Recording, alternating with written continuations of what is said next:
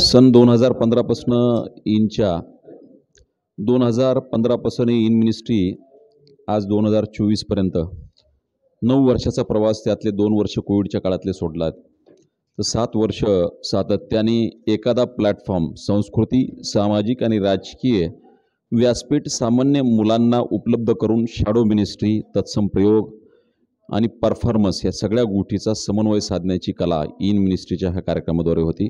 खरंच या ठिकाणी येऊन ऊर्जा देण्यापेक्षा ऊर्जा प्राप्त होते, म्हणून मला मनस्वी आनंद होतो की या ठिकाणी सामान्य मुलांना अतिशय चांगला प्लॅटफॉर्म मुंबईसारख्या मोठमोठ्या शहरामध्ये मिळतो।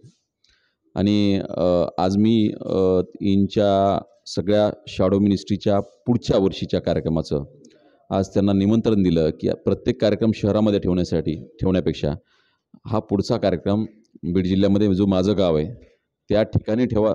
तत्वतः त्यांनी ते निमंत्रण स्वीकारलं आहे। 1 दिवसाचं जे काही अधिवेशन असेल किंवा 2 दिवसाचं असेल तर तत्सम व्यवस्था सगळी चांगल्या पद्धतीने करून मुलांनाही गावं कळली पाहिजेत, त्या भागातलं वातावरण कळलं पाहिजे।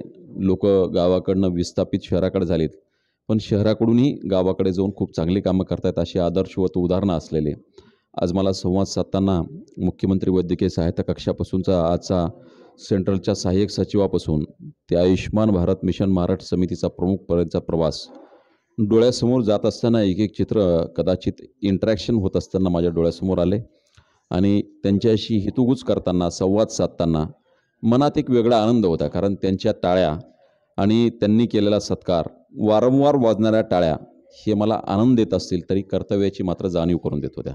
धन्यवाद, आभारी।